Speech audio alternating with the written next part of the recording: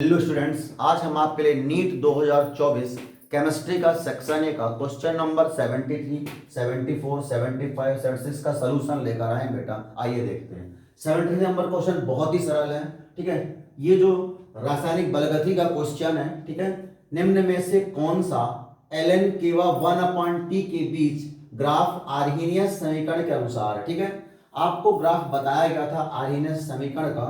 ठीक है, किसमें जो है ln k और 1/t के मध्य ग्राफ खींचने पर एक सरल रेखा प्राप्त होती है। ठीक है, जो फर्स्ट नंबर ऑप्शन है ln k तथा 1/t के मध्य ग्राफ एकदम से सरल रेखा होता है। ठीक है, तो फर्स्ट नंबर का ऑप्शन ये वाला सही है, बाकी ऑप्शन इससे गलत है। ठीक है, 75 नंबर क्वेश्चन, अंतः अणुक हाइड्रोजन बंध किसमें उपस्थित होता है। देखिए, अंतः अणुक में क्या होता है, एक ही एटम, ठीक है ना, एक ही जो अणु होता है उसी के ऑक्सीजन और हाइड्रोजन आपस में H बॉन्ड बनाया करते हैं। ठीक है, HF में अंतराणुक होता है, अलग अलग HF बनाएंगे। ठीक है, ये यहाँ पर क्या है, ये आपका आर्थो नाइट्रोफिनॉल है। ठीक है, ये है मेटा नाइट्रोफिनॉल, ये है पैरा नाइट्रोफिनॉल। ठीक है, आर्थो नाइट्रोफिनॉल में चूंकि ऑक्सीजन हाइड्रोजन पास पास है, ठीक है, तो यहाँ पर नाइट्रोजन, ये नाइट्रो समूह का जो ऑक्सीजन है ये हाइड्रोक्सिल समूह के H के साथ जो है यहाँ पे H बॉन्ड बना लेता है।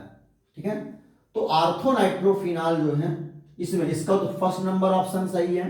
ठीक है, इसका सेकंड नंबर, ठीक है, आर्थो नाइट्रोफिनॉल में जो है तो अंतः अणुक हाइड्रोजन बंध होता है। ठीक है, इसमें जो है तो NO2 व OH के मध्य H बॉन्ड बन जाता है। ठीक है, इसके अलावा इसमें क्या है, ये पैरा नाइट्रोफिनॉल है, इसमें दूरी बहुत ज्यादा बढ़ जाती है ऑक्सीजन हाइड्रोजन के बीच। ठीक है, इसमें भी अंतराणुक बन जाता है H बॉन्ड। ठीक है, ये भी बहुत दूर, ये भी मेटा है, यहाँ पे H और O के बीच की दूरी बहुत ज्यादा है, तो यहाँ भी नहीं बन पाता। ठीक है, सबसे आसानी से बनता है किस पे, आर्थो नाइट्रोफिनॉल में H बॉन्ड बनता है। ठीक है, अंतराणुक हाइड्रोजन बंध। 74 नंबर क्वेश्चन है, गर्म करने पर कुछ ठोस पदार्थ बिना द्रव अवस्था से गुजरते हुए वाष्प अवस्था में परिवर्तित हो जाते हैं। ऊपर दिए सिद्धांत के आधार पर ऐसे ठोस पदार्थों के शोधन के लिए प्रयुक्त तकनीक क्या कहलाती है। बिल्कुल बहुत ही आसान क्वेश्चन है 11वीं का। ठीक है, इसमें क्या है बेटा, जो पदार्थ ठोस को गर्म करने पे सीधे वाष्प में बदलते हैं, ठीक है, और वाष्प से पुनः ठोस में आते हैं। ठीक है, तो ऐसे अणुओं को शोधन करने के लिए जो विधि उपयोग में आती है वो आती है ऊर्ध्वपातन। ठीक है, ऊर्ध्वपातन विधि जो होती है, इसमें क्या होता है, इस विधि के द्वारा ऐसे कार्य का शोधन करते हैं जो ठोस से सीधे गैस में जाते हैं और गैस से फिर से ठोस में आते हैं। ठीक है ना, तो ये जो है ये तरीका जो है तो ऐसो पदार्थों के लिए प्रयोग में आता है। क्वेश्चन नंबर 75 जो है ये क्वेश्चन बेटा, ये सवाल है। ठीक है, इसको आपको हल करना पड़ेगा। ठीक है, इसमें देखिए क्या होता है, इस क्वेश्चन में सोडियम हाइड्रोक्साइड के 1 ग्राम के 0.75 मोलर HCl विलयन के 25 ml के साथ उपचारित किया गया शेष अनअभिकृत सोडियम हाइड्रोक्साइड का द्रव्यमान बराबर होगा। ठीक है, सबसे पहले इसमें हम क्या करते हैं कि NaOH, दो की रिएक्शन है, NaOH और HCl की रिएक्शन। ठीक है, HCl का विलयन है NaOH। ठीक है, इनका हम समीकरण लिखते हैं। ठीक है, HCl प्लस NaOH। ठीक है, HCl प्लस NaOH से बनता है क्या, NaCl। ठीक है, ये प्रबल अम्ल है, ये प्रबल क्षार है। ठीक है ना, इन दोनों क्रिया से लवण बनता है, NaCl प्लस H2O बनेगा। ठीक है, आपको पता है अम्ल क्षार क्रिया से लवण बनता है, NaCl बन गया। ठीक है, अब यहां पे क्या है, ये जो क्वेश्चन है लिमिटिंग रीजेंट से भी संबंधित है। ठीक है, यहां पर क्या HCl अणुभार देखें तो कितना आता है बेटा, 36.5 आता है। ठीक है, NaOH का अणुभार कितना होता है, 40 होता है। ठीक है ना, अर्थात 36.5 ग्राम HCl रिएक्शन करता है NaOH के 40 ग्राम के साथ।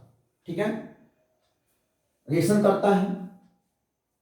अब चूंकि यहां जो बात की गई है, ठीक है ना, तो यहां जो आंसर दिए हैं आपको मिलीग्राम में दिए हुए। ठीक है, मिलीग्राम में दिए हैं, तो इसको यदि मिलीग्राम में देखें, ठीक है, तो 36.5 मिलीग्राम HCl रिएक्शन करता है 40 मिलीग्राम NaOH के साथ। ठीक है, अब इसके अलावा देखिए, चूंकि यहां मोलरिटी की बात की गई है, 1 ग्राम के 0.75 मोलर HCl विलयन के 25 ml साथ उपचारित किया गया। ठीक है ना, मतलब इसको ट्रीट कराया गया है सोडियम हाइड्रोक्साइड के 1 ग्राम को इतने मोलर HCl से उपचारित किया, ठीक है ना।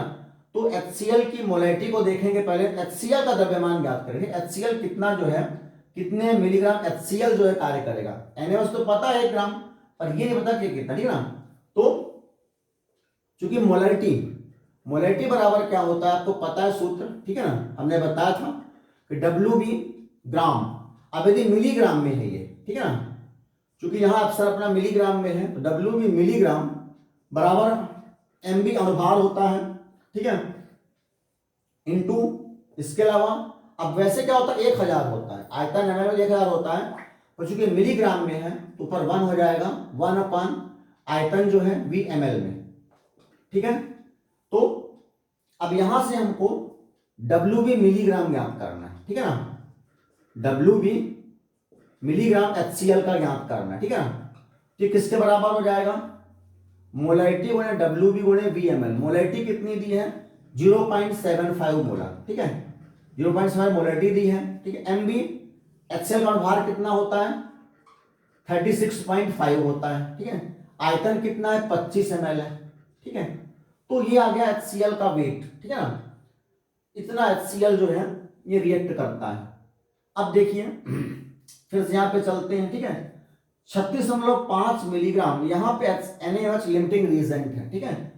यहां पर क्या है 36.5 मिलीग्राम, 36.5 मिलीग्राम रिएक्शन करता है 40 मिलीग्राम, ठीक है, 40 मिलीग्राम NaOH के साथ, ठीक है। तो 1 मिलीग्राम